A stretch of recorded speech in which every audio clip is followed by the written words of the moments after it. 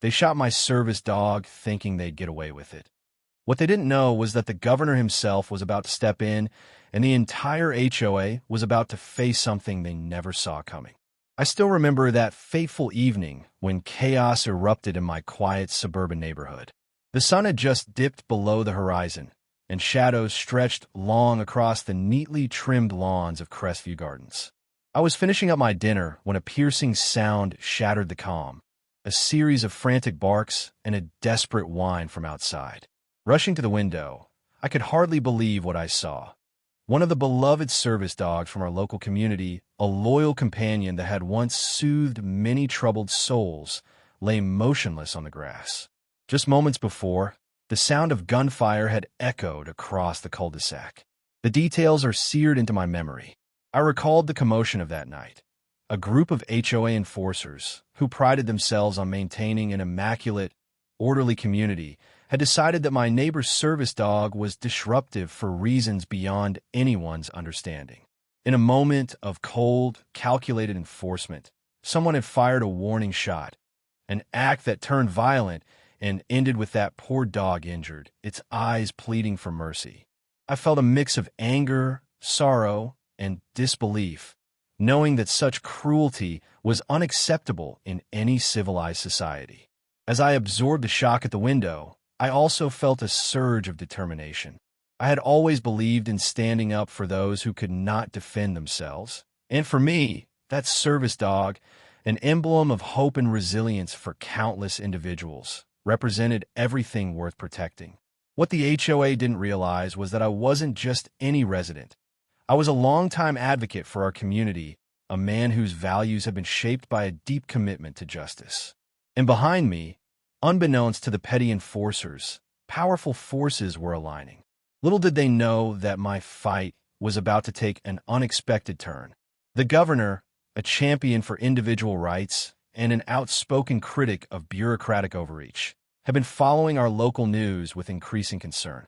And now, as the flames of outrage began to kindle among our neighbors, he was ready to step in and expose the injustice for all to see. That night marked the beginning of an upheaval that would leave Crestview Gardens forever changed. Crestview Gardens was once a quiet haven, a meticulously planned suburban oasis where every tree was pruned to perfection and every house sparkled under the vigilant eye of the local homeowners association, HOA. Here, order and uniformity were not merely encouraged, they were demanded. Every resident was bound by a dense rulebook that dictated everything from the exact shade of pastel allowed on the front door to the permissible number of decorative lights. For many, this system provided a sense of security and pride, but it also bred an atmosphere of suppression, where any deviation from the prescribed norm was met with swift and often draconian measures. At the heart of that system was Karen Davidson, infamously known as HOA Karen. In her late 40s, with an ever-present clipboard and a crisp blazer that looked like it had been ironed to military precision, Karen took her self-appointed duty very seriously. She patrolled the neighborhood with a hawk's eye, ready to pounce on any sign of disorder. To Karen, maintaining the image of Crestview Gardens was paramount, even if that meant resorting to extreme measures that, in her view, kept chaos at bay. I, on the other hand, was not a conformist. I had grown up in Crestview Gardens, but had always been drawn to a different way of living, one that valued genuine expression over sterile uniformity. After years of working for various community initiatives, I eventually found my calling as a local advocate for justice and property rights. My reputation was built not only on my willingness to speak out against unjust rules, but also on my dedication to protecting the vulnerable. I was known to stand up for what was right, even if it meant clashing with the very people who believed they were keeping our community in line. Central to my story was my service dog, Rex, a gentle, intelligent Labrador with an unwavering loyalty and a calming presence that had helped me through personal trials and had served as a source of inspiration for others in need. Rex wasn't just a pet. He was a symbol of resilience, trained to assist me on the job and to comfort those facing hardship. For many residents, especially those with disabilities or who had faced adversity, Rex's image had become synonymous with hope and compassion. Crestview Gardens, while appearing perfectly ordered from the outside, was not without its undercurrents of discontent. Many residents harbored secret frustrations about the intrusive nature of the HOA's rules. Quiet murmurs of dissent filled community meetings, whispers that questioned whether an enforcement officer like Karen Davidson truly had the right to dictate every aspect of our daily lives. Yet, fear often silenced these voices, until that fateful night when the unthinkable happened. The service dog, our common symbol of empathy and assistance, was shot by those sworn to enforce petty rules. I knew then that something had to change. My home, my work, and my commitment to community justice were all intertwined with the duty to protect Rex and every other individual who depended on that loyal companion for support. With the memory of that shooting seared into my heart, and with word spreading that the governor was paying close attention, I prepared to take a stand that would echo far beyond the confines of Crestview Gardens. In the immediate aftermath of the incident, anger and sorrow rippled through the community like shockwaves. Neighbors gathered in droves outside local offices, their faces etched with disbelief as they recounted the story of how Rex, the gentle service dog, had been shot. Rumors spread like wildfire across social media. Grievous videos, time-stamped photographs, and eyewitness accounts began to pile up, each piece of evidence painting a damning picture of the HOA's extreme measures. I received countless messages from residents, many of whom expressed their outrage not only at the senseless act of violence, but also at the blatant disregard for the rights of those who had served our community. They shot Rex, and now they think they're untouchable, a longtime resident wrote in a community forum. Others were quick to declare that this incident was a tipping point, a moment when the people of Crestview Gardens would have to stand up for their values and demand accountability from the very institution that was supposed to protect them. Fueled by outrage and guided by a deep sense of responsibility, I began to compile every shred of evidence. I gathered video footage from my home security system, recorded statements from tearful neighbors, and painstakingly documented the sequence of events leading up to and following the shooting. I learned that the incident had taken place on a chilly evening when a routine patrol by the HOA had turned violent. Karen Davidson had been part of that patrol, and while her version of events was couched in bureaucratic jargon, the raw evidence told a different story, one a heartless decision to treat a service animal as a mere nuisance. As the digital dossier grew, so did its reach. I share my findings on local social media groups, attaching the footage and urging residents to stand together. The response was overwhelming. Hashtags like #SaveRex and #JusticeForServiceDogs began trending in Crestview Gardens. People from all corners of the community voiced their support, and soon local civil rights groups and advocacy organizations began offering their assistance. It became clear that this was not just about one dog, but about the principle that no one should be targeted or silenced by an overzealous enforcer of arbitrary rules. In parallel, I learned that the governor, known for his progressive stance on community rights and his outspokenness against abuses of authority, had taken an interest in the unfolding scandal. His office began receiving reports, and whispers of an official investigation wafted through the community. The prospect of state-level intervention galvanized many residents, infusing our movement with an energy and determination that even the HOA couldn't ignore. Within the HOA board, infighting grew palpable.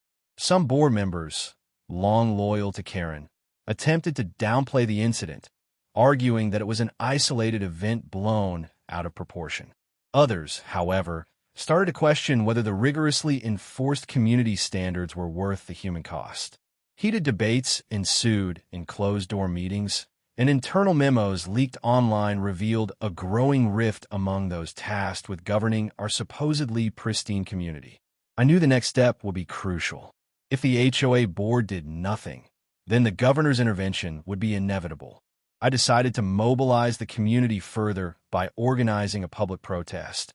A peaceful gathering outside the HOA headquarters where neighbors could demand accountability and call for reforms that would protect not only Rex's memory, but also the rights of every resident who had ever been wronged by arbitrary enforcement.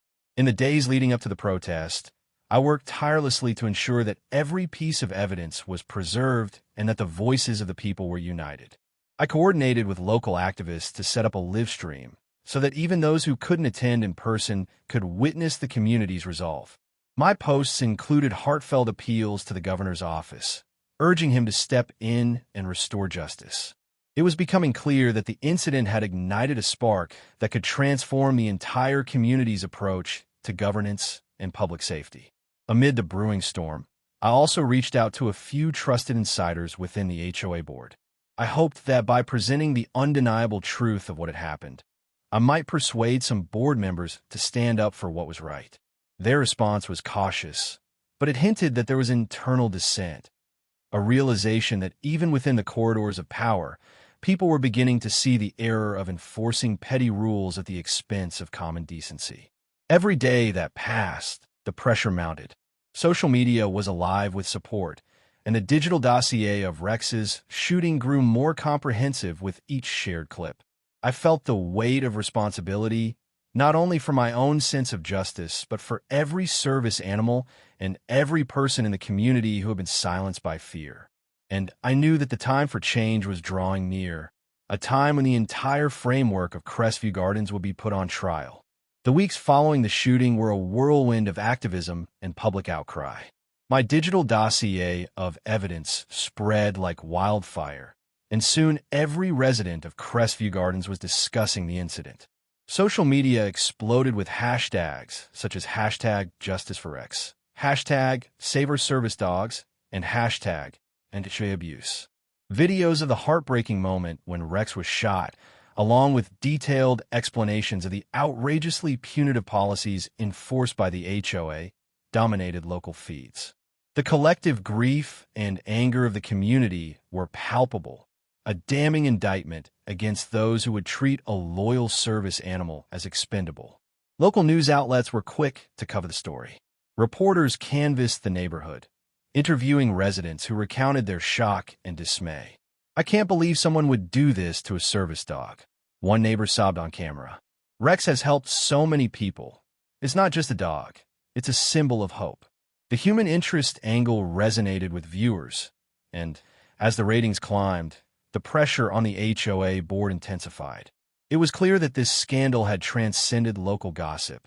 It had become a major public issue, with far-reaching implications for community governance and civil rights.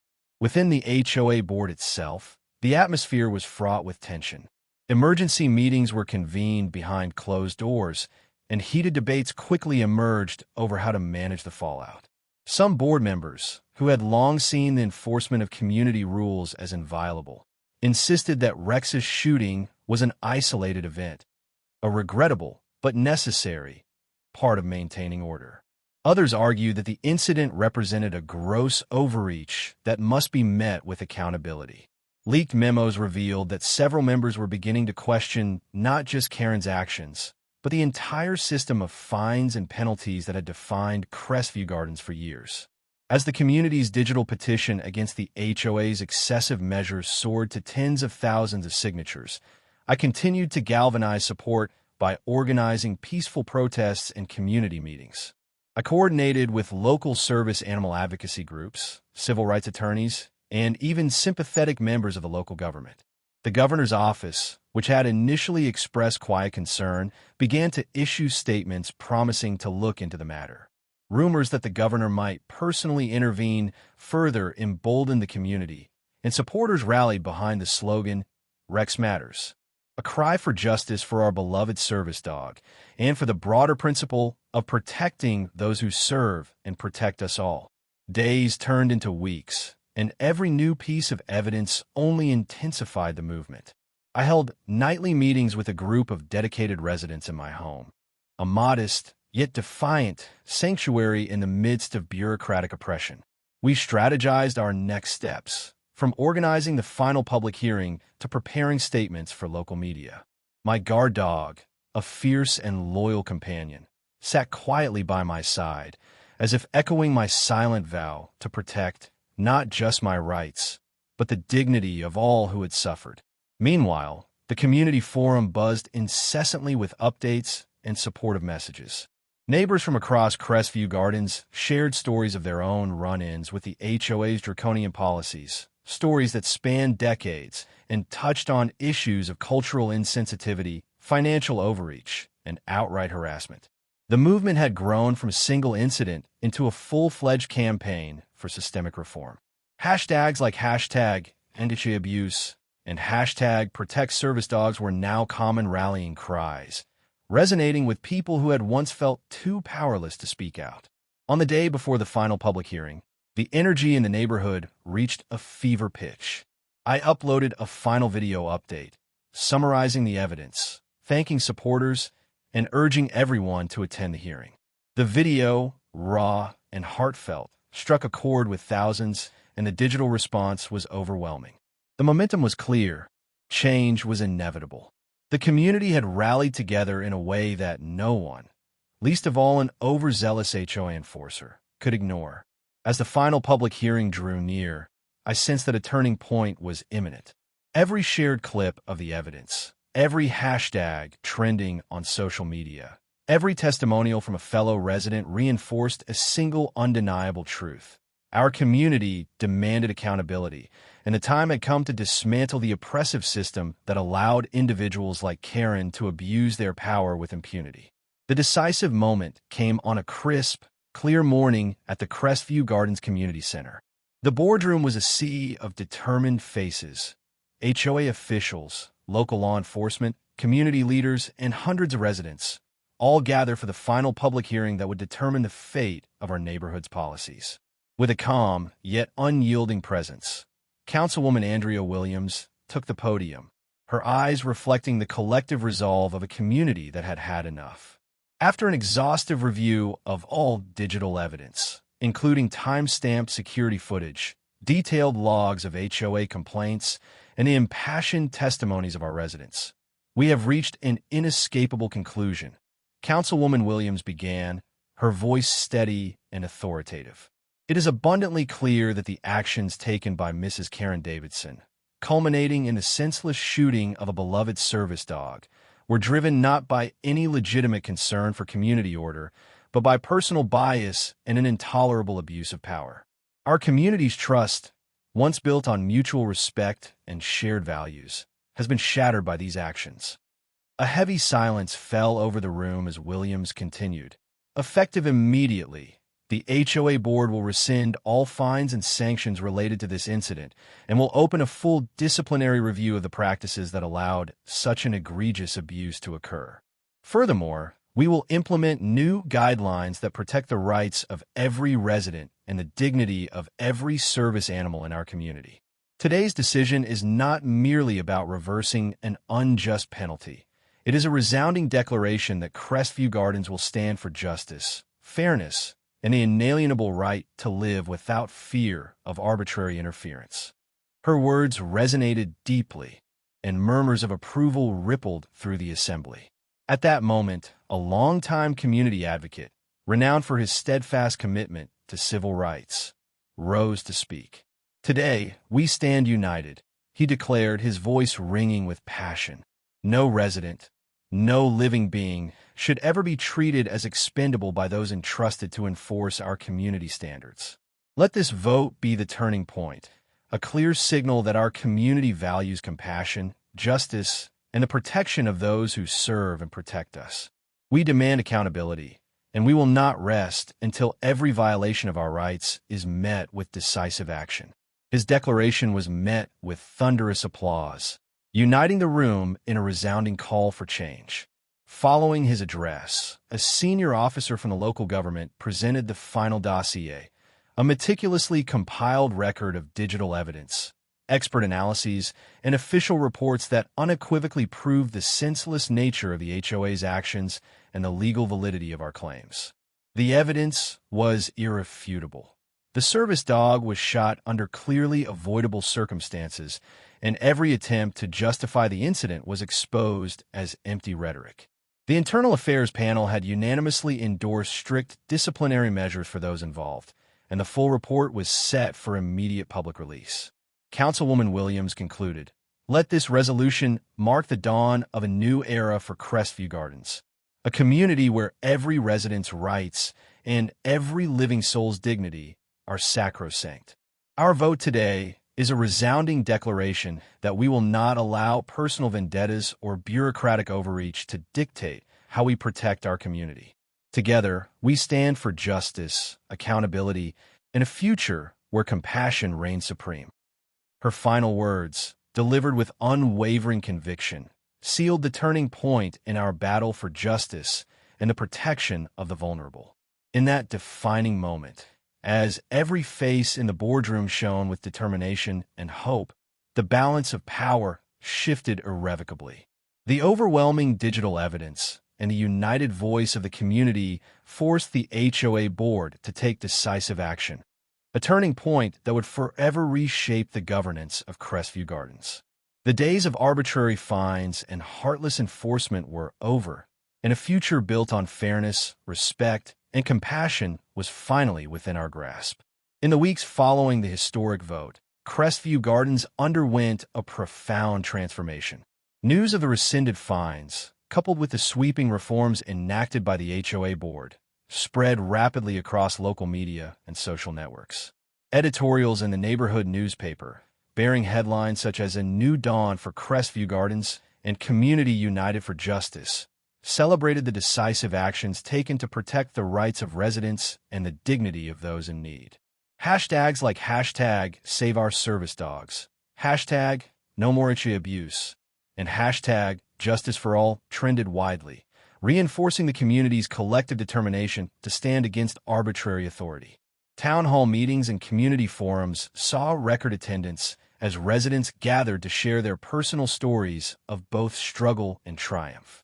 Neighbors who had long lived under the oppressive shadow of arbitrary fines and invasive rules now spoke openly about their right to live with compassion and freedom. Our community is a sanctuary for every soul, one impassioned speaker declared at a crowded meeting, his voice echoing against the walls of the community center. The atmosphere was charged with hope, a promise that, from this day forward, Crestview Gardens would be a beacon of fairness, respect, and empathy. Within the reformed HOA board and local public safety departments, swift and far-reaching changes were implemented.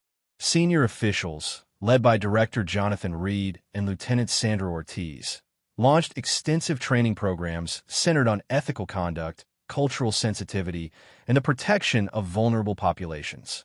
Regular internal audits and transparent disciplinary processes were established to ensure that every complaint was scrutinized with fairness and that no resident, nor service animal, would ever again be subjected to arbitrary treatment. Our duty is to serve and protect every member of our community, Lieutenant Ortiz affirmed during a follow-up press conference, her words resonating with the renewed spirit of justice that had swept through Crestview Gardens. Community leaders and local civil rights organizations also mobilized to empower residents further. Workshops, public forums, and educational campaigns were organized to highlight the importance of compassion, property rights, and the proper treatment of service animals. When we unite, our voices are powerful enough to create lasting change, a local activist declared at a town hall meeting, inspiring residents to take pride in their rights and to hold those in power accountable. For me, the journey from heartbreak to revolution was both deeply personal and profoundly transformative. My decision to stand up after they shot my service dog, my faithful companion who had given so much comfort to those in need, and the revelation that the governor was ready to back me, had not only restored my sense of justice, but had ignited a movement that resonated far beyond my own experiences.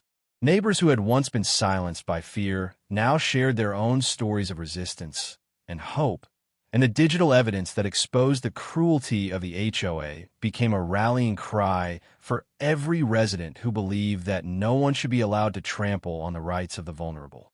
HOA Karen Davidson, who had once ruled Crestview Gardens with an iron fist, was gradually reduced to a cautionary tale. Her past transgressions, documented in countless complaints and punitive fines, were now laid bare for all to see. Her influence waned as her actions were scrutinized, and soon she became the face of everything wrong with unchecked bureaucratic power.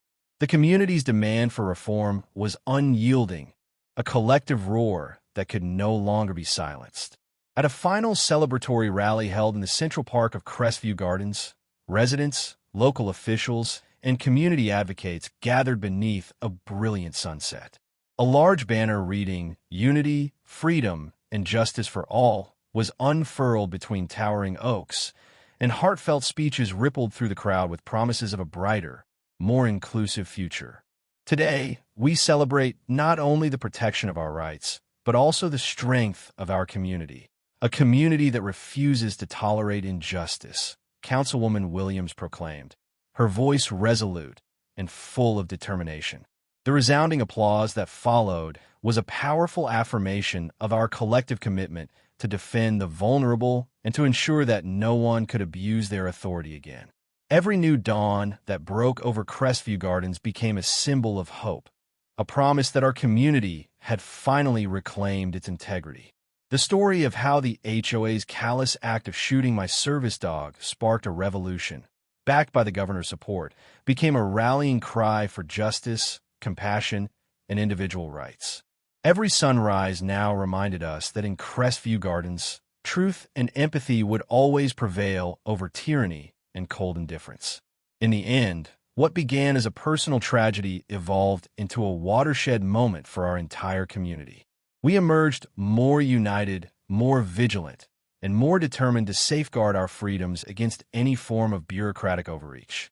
And as the sun rose each morning over our reclaimed neighborhood, it carried with it the promise that Crestview Gardens would forever be a sanctuary where compassion, justice, and respect for every living soul shone brighter than any arbitrary rule.